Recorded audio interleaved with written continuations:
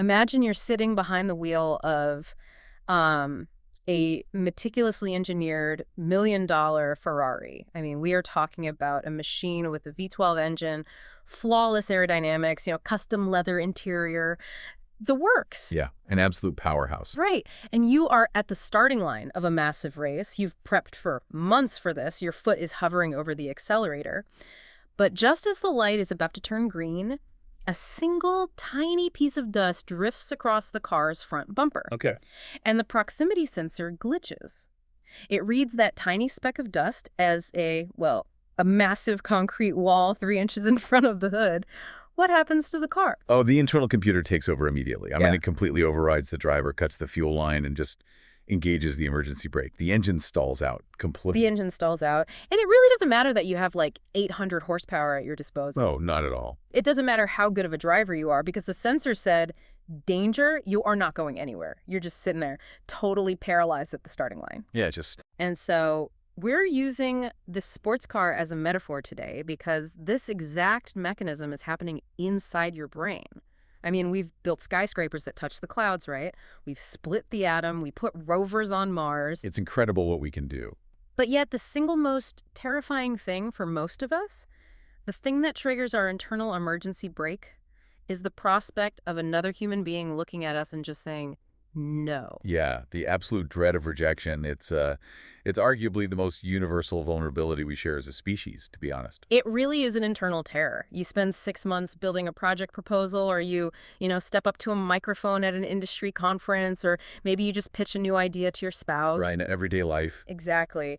And in that excruciating split second before their response comes, your heart just drops into your stomach. It feels like an absolute mini-death. A mini-death, yeah. That's a great way to put it. And today, we're talking directly to you, the listener, about this specific experience. Because every single high performer, whether you're a CEO running a Fortune 500 company, an artist staring at a blank canvas, an engineer, or even just a parent managing the crazy logistics of a household, you face this mind-generated parking brake. And success doesn't actually cure it either. That's the thing. Right. You can have all the money and the accolades in the world, and it just doesn't insulate you from that primal evolutionary dread of being cast out of the tribe. If anything, I mean, the higher you climb, the more devastating the prospect of falling actually becomes. That makes perfect sense. And that brings us to the mission of our custom-tailored deep dive today. We're going to explore how to master those internal sensors. Yes. We're looking at how to actively regulate our nervous systems and, crucially, how to take that paralyzing fear of rejection and actually transmute it into like high-octane fuel for your Ferrari. Which is huge. It is. And to do this, we're pulling from a massive stack of sources today. We have clinical psychology frameworks, neuroscience, brain mapping data, neuro-linguistic programming guides, and some of the most foundational personal growth texts ever written. It's a brilliant synthesis, honestly, because we can't just look at this through one single lens. Right. We have to tackle the problem from the top down, meaning our conscious thoughts, our mindsets, the cognitive behavioral tools, and from the bottom up, which involves our actual raw biological nervous system response. Okay, let's unpack this because I really want to get straight to the biology. What is actually happening under the hood when our biological sensors falsely detect a threat? Why does this mini death of rejection cause such a catastrophic system failure? So to really understand the mechanics of that system failure, we have to look at the work of clinical psychiatrist Dr. Dan Siegel. Okay. He developed this foundational concept called the window of tolerance. And if you're looking at trauma-informed coaching or modern psychology, this is really the bedrock of it all. Got it. So I want you to imagine a literal window or perhaps a dynamic operating range on a dashboard. When you're inside this window, your nervous system is in its optimal zone of arousal. You're alert, you're engaged, your prefrontal cortex is totally online, so you're thinking rationally. So this is when I'm safely cruising down the highway. Like, I can handle a difficult email from a client, I can navigate a traffic jam, or deal with a toddler's meltdown at the grocery store without completely losing my temper. Exactly. The stress is present, but the engine is purring and the suspension is handling the bumps. Right. You are processing the stress effectively. Your sympathetic nervous system, which, acts as the accelerator, and your parasympathetic nervous system, which acts as the brakes, they're working in harmony. Harmony. But when you experience that mind-generated fear, like the perceived threat of a really devastating rejection, it acts as a massive biological jolt. It pushes you violently outside of that window of tolerance. Wow. And when you're pushed out, your nervous system just defaults to one of two extreme survival states. Let's break those down. What's the first state? The first is hyperarousal. This is your classic fight-or-flight response. Your sympathetic nervous system completely takes over the vehicle. So the accelerator gets jammed. Yes. Your amygdala sounds the alarm, flooding your body with adrenaline and cortisol. Your heart rate spikes. Your breathing becomes, rapid and shallow. Your muscles tense up like you're preparing for physical combat. Emotionally, this translates into intense anger, panic, anxiety, or just this overwhelming, frantic urge to escape the room. So going back to the car analogy, this is when my sports car is revving way too high. The engine is redlining, the temperature gauge is spiking, the tires are spinning out and smoking, but I'm not actually moving forward on the track. That's a perfect visualization. I'm just burning massive amounts of fuel in a state of total chaotic panic. Yeah, you're stuck way above the window of tolerance. You have maximum energy, but absolutely zero traction. Yeah. But then we have the opposite extreme, which is hyperarousal. And this is where the neurobiology gets really fascinating and, frankly, a bit darker. This is governed by the dorsal vagal pathway of the parasympathetic nervous system. Hold on, let's slow down there. Dorsal vagal pathway sounds like a complicated highway bypass.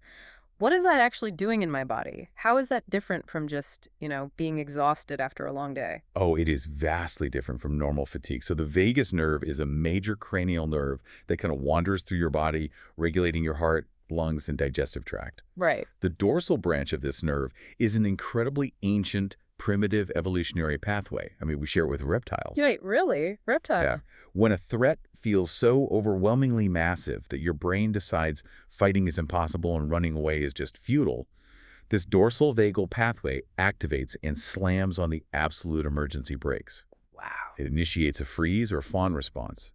It drastically drops your heart rate, lowers your blood pressure, and essentially signals your body to shut down and play dead to survive the predator. That is wild. So it's not just feeling tired, it's a profound systemic biological shutdown. But in the modern office environment, what does playing dead actually look like? Well, in our modern context, hyperarousal looks like total dissociation. It's emotional numbing. It's that heavy, chronic lethargy where your limbs literally feel like lead. Oh, I know that feeling. Right. It's that insidious feeling of helplessness where you just sit and stare blankly at your computer screen for 3 hours, completely unable to initiate even the smallest task. The battery has completely died. The engine just cuts out. I'm stuck below the window of tolerance. And what the sources mention is that regardless of whether I'm spinning my tires in hyperarousal or totally stalled out in hyperarousal, I experience a symptom called tunnel awareness. Yes, tunnel awareness. Evolutionarily, if a tiger jumps out of the brush, your brain naturally restricts your sensory input. You don't need to appreciate the color of the leaves or ponder the meaning of life. You only need to focus on the threat. Right, survival. Your aperture of perception narrows drastically. Which is great for dodging a tiger, but terrible for a team meeting. Exactly. If I get tunnel awareness during a presentation because I feel rejected by a client's comment, I lose the ability to read the room. I can't see the bigger picture. I lose access to my creative problem solving, and my empathy completely shuts off. I'm just staring at the wall I think I'm about to crash into.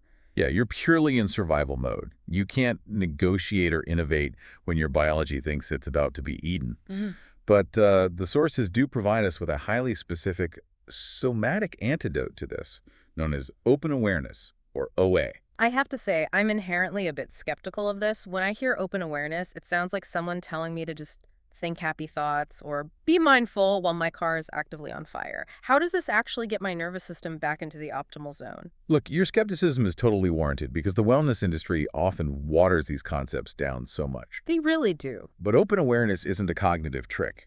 It's a somatic bodily process that hacks your biology from the bottom up. Okay, I'm listening. Your visual field is directly linked to your nervous system state. When you're panicked, your eyes physically lock onto a narrow focal point. Open awareness involves a deliberate practice of actually expanding your peripheral vision. So literally changing how I am using my eyes. Literally. Yeah. You soften your gaze. You consciously become aware of the space to your left, to your right, the ceiling above you and the ground below you without moving your head. Interesting. By engaging that peripheral vision, you're sending a mechanical signal through your optic nerve to your amygdala that says, I have scanned the horizon. There are no predators here. The text uses this really wonderful imagery. Expanding this awareness physically opens your window of tolerance, allowing more light and vital energy to enter the self. You are resetting the faulty sensor. I see. So instead of trying to argue with my anxiety using logic, which, let's be honest, never works when I'm redlining, Never. I'm using my physical body to tell my brain that the concrete wall 3 inches in front of the bumper is actually just a shadow. Exactly. You're bypassing the cognitive debate entirely. And this actually brings us to another crucial psychological framework from the sources. If we want to keep that vital energy flowing, we have to look at the work of Carl Jung, specifically his concept of the shadow. Jung is fascinating, but his work can feel incredibly abstract sometimes. How does his concept of the shadow relate to our nervous system and the sphere of rejection? So Jung argued that our psyche isn't just a single, unified monolith. When we experience deep trauma or even just intense, repeated episodes of rejection during our formative years, our mind goes through a splitting process. It's a highly intelligent survival mechanism, really. Okay, splitting. The parts of our personality that experience that unbearable pain of rejection, or the parts of us that our parents or society deemed unacceptable, get pushed down into the unconscious. They become our shadow. Right. And in the clinical sources we reviewed, specifically internal family systems therapy, they refer to these as exiled parts. Exactly. They're the fragments of yourself that you've locked away because you believe that showing them to the world will result in you being cast out of the tribe. If we go back to the car metaphor, these exiled parts are essentially shoved into the trunk of the Ferrari, and the lid is slammed shut. We lock them away so they don't interfere with our driving. We want to present this sleek, perfect, high-performance exterior to the world. But here's the biological catch. Locking them in the trunk and holding the lid down requires a massive, continuous expenditure of unconscious energy. Oh, wow. Furthermore, those exiled parts, those disembodied pieces of your psyche, they still hold a tremendous amount of your raw, vital life force. You can't selectively numb emotion. If you numb your capacity for pain and rejection by shoving those parts in the trunk, you also numb your capacity for joy, creativity, and audacity. So to truly regulate the nervous system permanently, open awareness is the first step, but then we have to actually pull over and open the trunk. We have to, as the clinical framework suggests, turn on the lights. Yes. We must do the shadow work. We have to safely reintegrate these exile parts. We have to acknowledge them, understand why they're terrified of rejection, and welcome them back into the passenger cabin. When you stop wasting all your internal horsepower trying to keep the trunk locked, that vital energy flows back into the engine. You become a whole integrated machine. That is heavy, but it makes perfect logical sense. So open awareness resets our vision and gets us back in the driver's seat. Shadow work integrates our engine so we have full power. Correct. But life is unpredictable. We're going to hit potholes, the weather will change, and obstacles are going to pop up on the track. If we want to keep this newly integrated sports car moving forward, we need a robust suspension system. We need solid anchors. We absolutely need cognitive and behavioral frameworks that operate automatically when the stress hits. And this is where I want to dive into Matt Santi's 2025 personal growth reading framework from our stack of sources. Santi has curated this incredible list of concepts, and I really want to present them as specific growth anchors for the listener's mental toolkit. Let's debate these a bit, because they're powerful, but they require nuance. I'm ready. What's the first anchor? The first anchor is from Carol Dweck, The Growth Mindset. Now, I know what you're thinking. Growth mindset has become this corporate buzzword slapped on HR posters everywhere. Oh, definitely. But in this biological context, it is so much deeper. It's about shifting from a fixed fear of failure, which we now know triggers that massive sympathetic hyperarousal, to treating criticism merely as useful data. It's fundamentally a shift in neuroplasticity. Yeah. A fixed mindset interprets rejection as an indictment of your identity. It says, I failed the pitch, therefore I am fundamentally flawed and the tribe will abandon me. That equals a tiger attack in the brain. A growth mindset separates your identity from the event. It says, the pitch didn't land. What specific data points can I extract from their rejection to refine my communication strategy for tomorrow? It converts the friction of the road into fuel. You're not a bad driver, you just took a turn too fast, so you adjust your tire pressure. Exactly. Okay, anchor number 2 pulls from Massimo Piglucci, who takes ancient Stoicism and applies it to modern life. I think of this as the Stoic Shield. It's the practice of cognitive reframing, where you draw a hard line, you focus strictly on what you can control, and you radically accept what you cannot. I want to challenge this one slightly because Stoicism is often so misinterpreted in modern hustle culture. People think it means suppressing your emotions, which, as we just discussed with Jung's shadow, is biologically disastrous. I completely agree. If you use Stoicism to just bite your lip and shove the pain into the trunk, you are doing it wrong. Totally wrong. True Stoicism, as Pigliucci frames it, is about cognitive boundaries. When that devastating rejection email arrives, you feel the disappointment, you do not numb it. But you recognize that the client's budget cuts, their internal politics, or even just their bad mood are entirely outside of your control. Agonizing over them is like yelling at the rain. That's a great way to put it. You deploy the Stoic Shield to protect your inner dashboard. You say, I cannot control the rain, but I can control my windshield wipers and my steering. It prevents that downward spiral into the dorsal vagal freeze state. Clarified that way, it is an essential anchor. It Yeah. defines the boundary between the self and the external world, which really lowers the cognitive load on the nervous system. Exactly. Anchor number 3 comes from James Clear's Atomic Habits, the concept of 1% wins.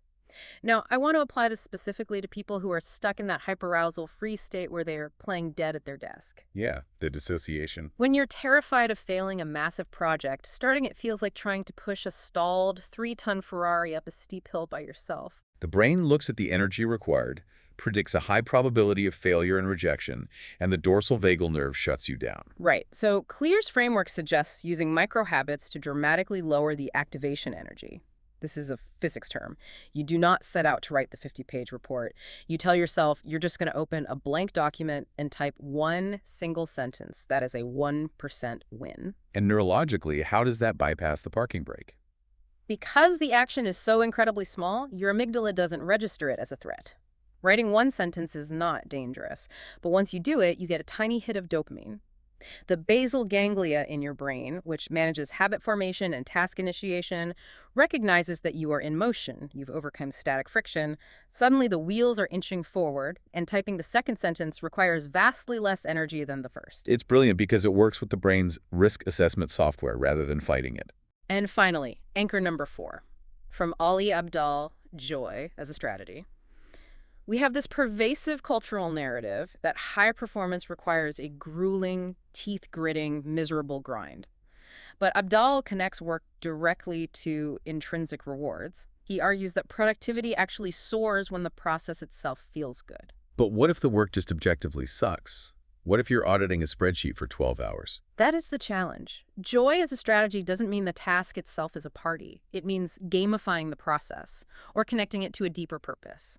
Can you put on an incredible soundtrack? Can you challenge yourself to complete the audit 10 minutes faster than last time? Right, finding the angle. If you can inject play, curiosity, or a sense of mastery into the drive, your brain releases dopamine and serotonin instead of cortisol. The engine runs infinitely cooler and smoother. These are 4 phenomenally robust cognitive anchors: Dweck's data gathering, Pigliucci's boundary of control, Clear's activation energy, and Abdal's intrinsic joy. But, what's fascinating here is I have to bring us back to the stark reality of human biology. What's the catch? Cognitive concepts evaporate when the nervous system gets flooded. Ah. When you're standing at the podium and the microphone screeches and the audience glares at you, your prefrontal cortex goes offline. You aren't going to remember what Massimo Pigliucci wrote in chapter 4 of his book. Your biological fear response totally overrides your intellectual reading list. That is painfully true. I can read all the stoicism in the world, but in the heat of the moment, I still panic. So how do we bridge that gap? This is where our sources from the Institute of Applied Psychology come in. They provide a methodology to physically, neurologically hardwire these philosophical mindsets into your biological tissue. We are talking about the science of neuro-linguistic programming, or NLP, and specifically a technique called anchoring. I'm going to push back here. I've heard of NLP, and a lot of people associate it with parlor tricks or sales manipulation. You're telling me I can physically program a philosophical concept into my body? I understand the skepticism, I really do. But strip away the self-help marketing and look at the underlying neuroscience. Anchoring relies on Hebb's law, a fundamental principle of neuroplasticity. Neurons that fire together, wire together. Okay, I know Hebb's law. If you experience a unique physical stimulus at the exact moment you're experiencing a peak emotional state, your brain links the two. It's classical Pavlovian conditioning, but applied consciously to your own internal state management. We can walk through the 4 steps of how a listener can actually build this. All right, I'm open to it. Walk us through the alchemical process. Let's say I want to Ager Pigliucci's Stoic Shield so I can use it before a terrifying pitch meeting. What is step 1? Step 1 is recall. You must vividly, somatically remember a time in your life when you felt a powerful, undeniable sense of that desired state. You close your eyes and transport yourself back to a moment where you felt entirely grounded, unshakable, and completely sovereign over your inner world. Like, really put yourself back there. Yes, you don't just picture it from the outside. You step into your own body in that memory. You see what you saw, you hear the sounds in the room, and you actively cultivate the physical feeling of that calm in your chest and gut. You let that feeling build and amplify until it reaches an absolute peak of intensity. So I'm not just having a fleeting thought. I'm actively trying to redline that specific positive emotion until my body is just humming with it. Exactly. You are generating a very real biochemical state. Step 2 is apply the anchor. Right as that feeling of unshakable stoic calm hits its absolute peak, the exact moment before it starts to fade, you apply a unique physical stimulus. What qualifies as unique? Can I just cross my arms? No, because you cross your arms 50 times a day. Fair point. If you use a common gesture, the anchor gets diluted by everyday experiences. It needs to be a specific, intentional kinesthetic trigger. For example, pressing the knuckle of your left index finger firmly with your right thumb. You apply that firm pressure for about 3 to 5 seconds, right at the crest of the emotional wave. And because of Hebb's law, the neurons processing the physical pressure on my knuckle are firing at the exact same millisecond as the neurons generating the feeling of stoic calm. They wire together. Precisely. Step 3 is break the state. You let go of the knuckle, open your eyes, stand up, shake your arms out, look out the window, and forcefully distract yourself. Yeah. Think about what you need to buy at the grocery store. You must completely disrupt the emotional state and return your nervous system to a flat, neutral baseline. Okay, so I'm wiping the dashboard clean. And finally, step 4, test the anchor. You are standing there in a completely neutral state. Now, simply replicate the trigger. Press that exact same knuckle with the exact same thumb using the exact same amount of pressure. And what happens? If you built the anchor correctly with enough emotional intensity in step 1, you will experience a sudden, involuntary physiological wave of that stoic calm washing over your body. Your brain has created a neurological shortcut bypassing conscious thought, levying the physical touch directly to the emotional state. That is staggering. If this is practiced and reinforced, you're essentially installing a manual override switch on your own dashboard. You combine Dweck or Pigliucci's sophisticated cognitive frameworks with a physical NLP anchor, and you, the listener, can literally press a button on your own hand to deploy a biological shield on command. It bypasses the faulty proximity sensor. You're taking conscious, deliberate control of your neuroassociative conditioning. You are refusing to let random environmental triggers dictate your internal state. It's the ultimate form of self-sovereignty. Okay, let's take stock of where we are. We have widened our window of tolerance with open awareness. We've journeyed into the unconscious to integrate our shadow parts. We've collected our growth anchors, and we've learned how to wire them into our physical nervous system using NLP. Now it's time to take all of this machinery out onto the track and apply it to the ultimate everyday trigger that crashes our cars. The dreaded rejection. Rejection. And I want to bring in a very specific, illuminating statistic from the clinical data in our sources to validate just how intense this experience actually is. According to the research, nearly 1 in 3 people diagnosed with ADHD experience a phenomenon known as rejection-sensitive dysphoria, or RSD. RSD is a vital concept, and I want to emphasize that understanding it is crucial even if you don't have an ADHD diagnosis. Right. For someone experiencing RSD, perceived or actual rejection doesn't just feel like a disappointment or a bummer. It's experienced in the brain as intense, agonizing, almost unbearable physical and emotional pain. Functional MRI scans actually show that the brain processes social rejection in the anterior cingulate cortex, the exact same area that processes physical injury. The nervous system genuinely interprets criticism as a mortal wound. But the broader literature points out that this extreme dynamic isn't exclusive to neurodivergence. It applies to anyone whose nervous system runs hot. If you're a high performer, a creative, an empath, an entrepreneur, if you pour your soul into your output, you are highly susceptible to this dysregulated response. Your stakes are so high that a simple no from a client feels like an existential threat. It's that mini death we talked about at the very beginning of the deep dive. And when that rejection sensitivity flares up, the brain doesn't behave logically. It races to the absolute worst case scenario at lightning speed. You send a text to a friend asking to grab coffee, and they leave you on read for 4 hours. Oh, we've all been there. Within minutes, your brain says, they are ignoring me. They realize I am a burden. Everyone secretly hates me. I am going to die alone. It is catastrophic black and white thinking on steroids. Your aperture narrows into tunnel awareness, and you only see impending doom. Yeah. So how do we actively intervene? How do we stop the Ferrari from careening off that specific cliff when the RSD hits? Our sources provide a brilliantly simple, highly structured walkthrough from Ellie Middleton's framework. It's an alchemical process for reframing rejection on the fly called the PAR framework.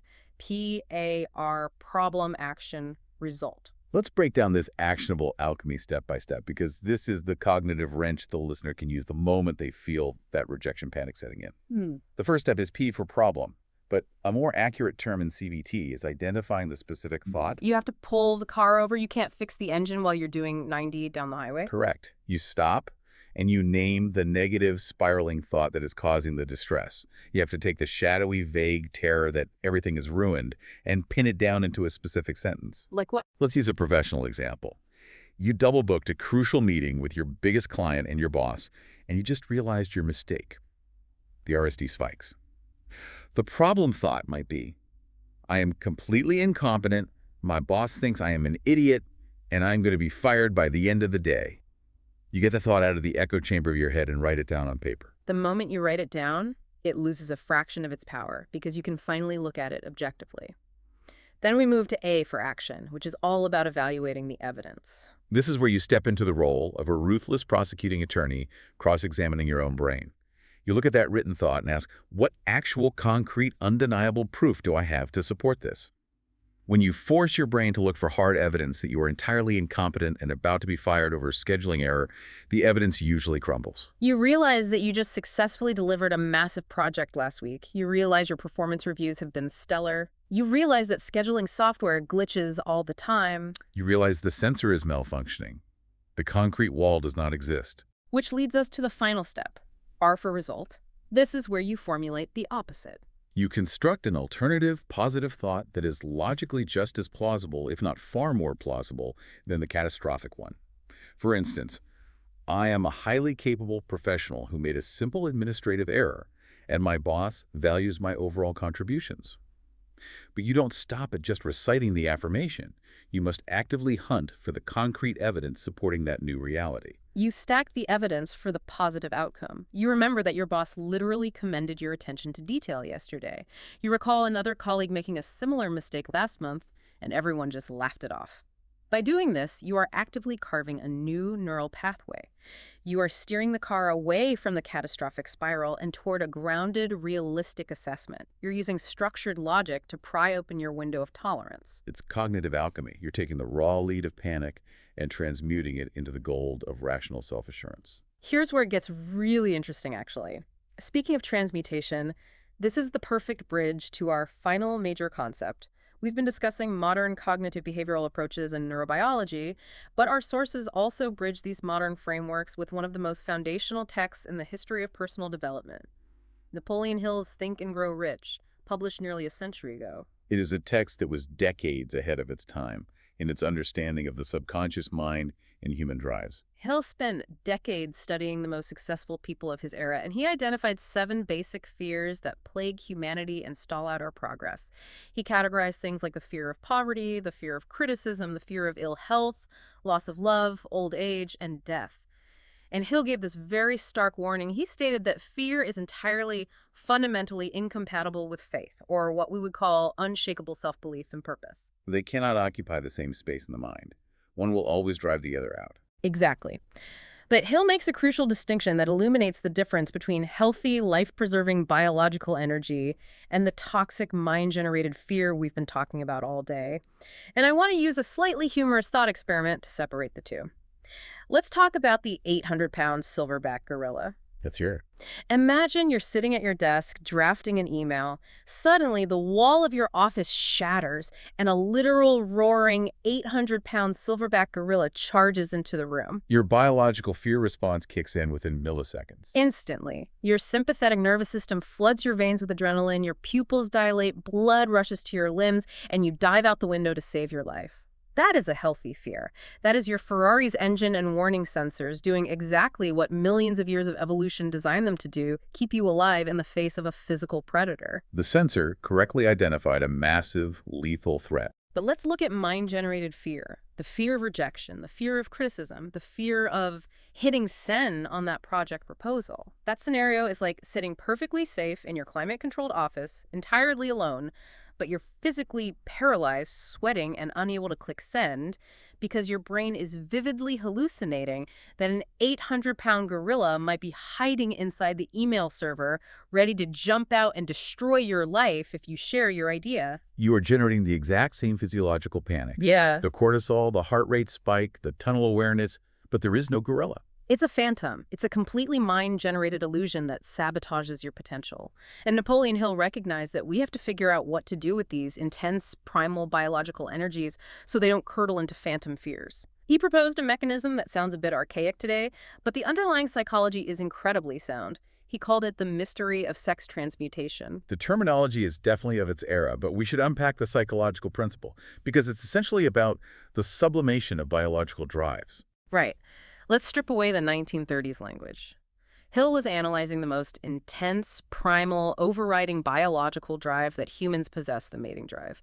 It's a force that generates immense, raw, almost uncontrollable physical and mental energy. Historically and biologically, this drive consumes a massive amount of human focus, resources, and risk-taking behavior. It's the ultimate biological horsepower. But Hill's profound observation, derived from studying highly driven individuals, was that this intense biological energy does not have to be exclusively expressed in its original physical form. It can be intentionally redirected. Exactly. Transmutation is the conscious ability to take that raw, primal, intense human drive, the kind of energy that makes you run from a gorilla or pursue a mate, and deliberately redirect it away from base physical expression. You elevate it. You channel that exact same voltage into highly creative, productive, and focused pursuits. If we return to our central metaphor, it's like taking the raw and explosive horsepower of the V12 engine, which could just result in chaotic, destructive wheel spin, and consciously putting it through a highly calibrated transmission. You gear it down, and it drives the car forward at 200 miles an hour with perfect grip. You are taking the sheer intensity of a biological imperative, and you are choosing to harness it. This is the ultimate contrast. On one side, you have real, harnessable, potent, vital energy that can be transmuted to build empires, write symphonies, and drive innovation. On the other side, you have phantom, draining, mind-generated fears that leave you stalled out in your driveway, terrified of a shadow. No. One is fuel, the other is the parking brake. Transmutation is the highest form of emotional and energetic regulation. You're no longer trying to suppress your intensity or lock it in the trunk. You are sitting in the driver's seat, gripping the steering wheel, and actively steering that energy toward your purpose. What an incredible synthesis. Let's take a deep breath and recap the journey we have been on today for the listener, because we have covered massive ground. We started by looking under the hood of our high-performing sports cars. We explored how the agonizing mini-death of rejection acts as a faulty sensor, violently pushing us out of our window of tolerance into either a redlining sympathetic panic or a dead battery dorsal vagal freeze. We learned that the antidote isn't just thinking happy thoughts, but engaging in somatic open awareness, physically westening our visual aperture to signal safety to the amygdala, letting in light and vital energy. We also discussed the necessity of Jungian shadow work, turning on the lights in the trunk to reintegrate those exiled parts of our psyche so we stop burning up our fuel, trying to suppress our past pain. From there, we built an unshakable suspension system. We curated a toolkit of growth anchors from Matt Santi's framework, Carol Dweck's growth mindset, to turn the friction of failure into data, Massimo Pigliucci's Stoic Shield to ruthlessly define our boundaries of control, James Clear's 1% wins to bypass the brain's activation energy in the free state, and Ali Abdaal's joy as a strategy to lubricate the engine with intrinsic dopamine. And crucially, we didn't leave those concepts in the abstract. We walk through the 4 steps of neurolinguistic programming anchoring, learning how to neurologically hardwire those exact mindsets into our physical bodies using a unique kinesthetic trigger, granting us a manual override switch for our own nervous systems. Then we applied all of this heavy machinery to the everyday reality of rejection-sensitive dysphoria.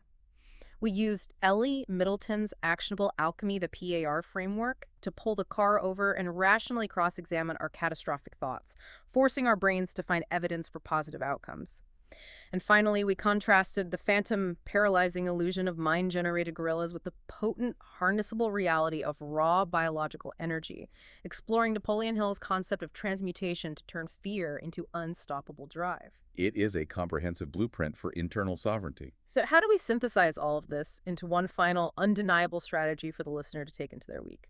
This brings us to our sovereign tip of the day, and it beautifully synthesizes the cutting-edge neuroscience of Dr. Trish Lee with the foundational wisdom we just discussed from Napoleon Hill. Dr. Lee's clinical brain mapping research demonstrates that when we actively regulate our nervous system using tools like open awareness and our physical NLP anchors, our brainwaves physically shift out of the chaotic, high-stress, jagged beta frequencies. They settle into what is called calm alpha coherence. Calm alpha coherence. What does that actually look like in the brain?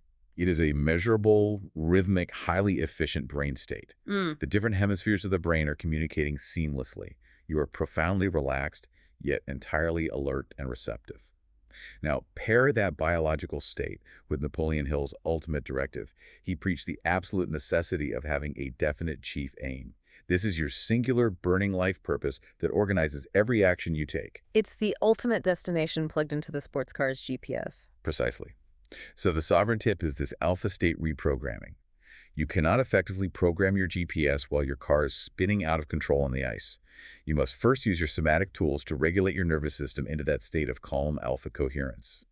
Once your brain is in that deeply receptive, synced-up alpha state, then you vividly visualize and impress your definite chief aim upon your subconscious mind. By doing this from a state of regulated calm, rather than from a state of frantic, white-knuckle desperation, you bypass the fear sensors entirely. You align the biological hardware of your brain with the cognitive software of your goals. You effectively reprogram your subconscious to relentlessly pursue your ultimate life mission without the constant interference of mind-generated fear. It is the master key to high performance. You regulate to alpha, and then you program the destination. I want to leave you, the listener, with one final provocative thought to mull over as you navigate your week and face down those moments of potential rejection. We have talked extensively today about the incredible, almost magical power of NLP and neuroplasticity. We've discussed the scientifically backed reality that you can literally train your own brain to physically trigger profound confidence or unshakable stoic calm with just the deliberate press of a knuckle. If you possess the biological capability to build a manual override switch for your deepest, most primal fears that easily— Wait, no, think about it. What other hidden, untapped controls exist in your mental sports car just waiting to be discovered? What other buttons are on that dashboard that you haven't even dared to try pushing yet? The dashboard is infinitely more complex and powerful than we are ever taught to believe. It truly is. Well, you will definitely want to keep your sports car fueled, serviced, and ready, because in our next deep dive, episode 3, the Mastermind Pulse, we're taking this to an entirely new level. We've mastered the individual driver today, but next time we're going to explore the actual measurable neuroscience behind how human brains literally sync up in group flow states. We are looking at what happens when multiple high-performance Ferraris get on the track together and their brainwave frequencies physically entrain with one another. It's going to be a wild ride. Until then, keep the window of tolerance open, watch out for phantom gorillas, and keep driving forward.